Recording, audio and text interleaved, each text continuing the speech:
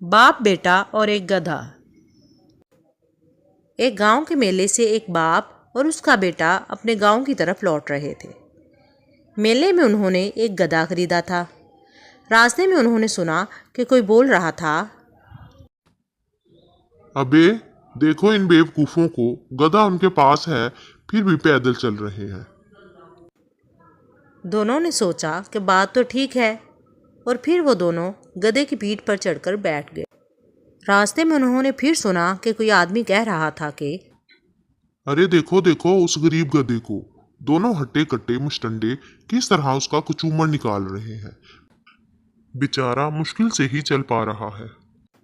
बाप को तरस आ गया और वो गधे की पीठ पर से नीचे उतर गया। जब वो खेतों के पास से गुजर रहे थे तो एक औरत की आवाज़ उनके कानों में पड़ी, लड़का भी कितना बेशर्म है, बेचारा बाप पैदल चल रहा है